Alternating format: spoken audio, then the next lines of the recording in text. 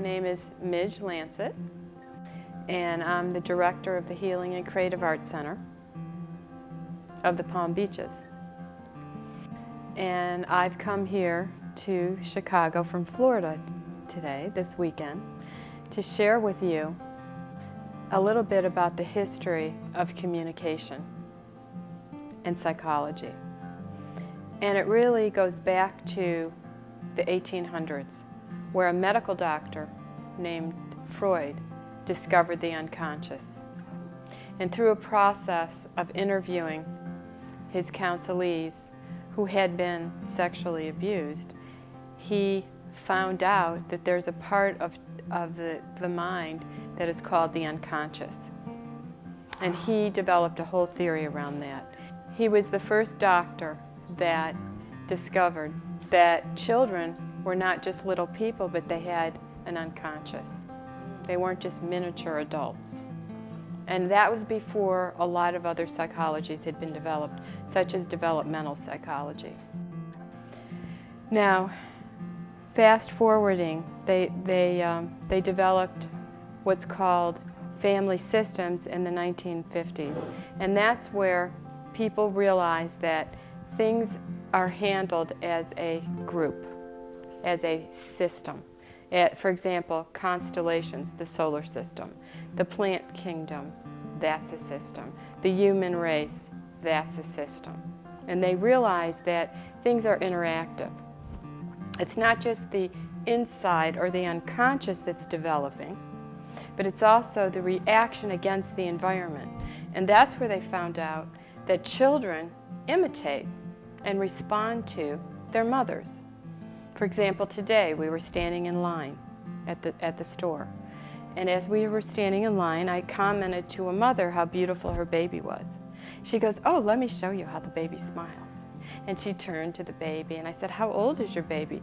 2 months old. And she looked at the baby and touched the baby on the side of the face, and that baby smiled. It was really adorable. And the baby was responding to the mother. And the mother was mirroring the baby. And that's the way it goes with human beings. And children become what we tell them they are. They believe it, they internalize it, and then they act it out in their lives. When we say or do something that the other person does, for example, if you smile at me, then I smile back, I'm mirroring what you're doing. If you say something to me and I say it back to you in words, then I'm mirroring your words. If you speak to me and I say something to you like, "That makes sense to me," and I tell you why it makes sense to me, that's mirroring your thinking. I'm telling you that I hear what you're saying. What I heard you say is what I understand you to have said that's a little bit deeper. One is words, one is comprehension. I actually heard and understood, and I told you that. That's validation, a form of mirroring what you're thinking, what you're believing. The third thing is mirroring your emotions. And that is, "Oh, I can imagine that you must feel." And then I explain that. And I get in touch with how you're feeling. Sad, happy, isolated, depressed, hurt. But it's after a conversation that we would have together. So that's basically what they discovered around the 1950s through something called family systems. That all the family dynamics swirl around interaction. People reacting to the other and how they've perceived the environment. And I was talking to a friend last weekend. She's a grandmother and a mother, and she said to me, "You know, I said this or that to my daughter, but it's how my daughter internalized it. It's not really what I meant, but that's what she heard." And the mother did not intend for the daughter to interpret her words the way she did and then live her life out that way. Because they didn't check it. They didn't check it out.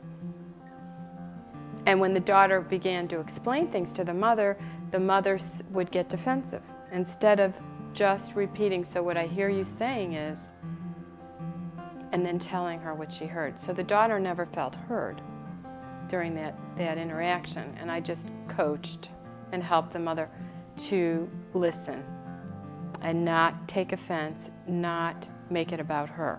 And that's the hardest part about mirroring, especially when it's between two people that are close or have an intimate relationship. They want to be close, they want to be heard, but what's really tough is when one person doesn't agree with the other, or they have a different story in their head. For example, that one that I just gave you about the mother and the daughter.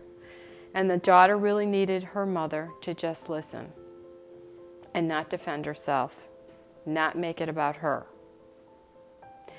And the mother began to get defensive, so I helped her to shift and just be there for the daughter. And then the daughter let it go.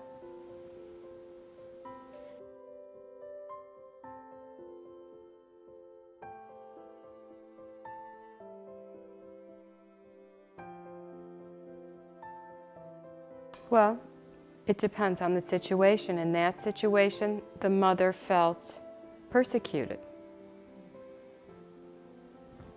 Because the daughter sounded like she was accusing the mother.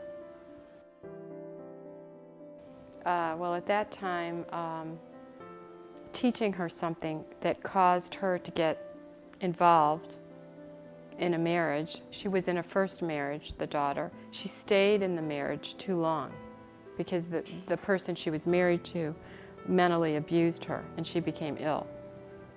Whatever the mother had taught her about marriage, that you pick the person, you stay there, you know, her value system about the way it works. And her experience, and it just was not a fit. It did not work for the daughter, and the daughter was angry. And the mother said, well, that's not what I meant, and you didn't hear me right, and you know, that kind of thing. And when there's a conversation going on like that, the daughter doesn't feel heard because the mother's making it about herself. And that's the hardest thing about mirroring and dialoguing. Not making it, if a person is the sender, then they get to talk about themselves. If the person they're sending the information to is the receiver needs to be a mirror. A mirror doesn't have an opinion. A mirror is not judgmental. A mirror doesn't get defensive. A mirror just responds and reflects back to the sender. That's very hard to do when you're emotionally charged.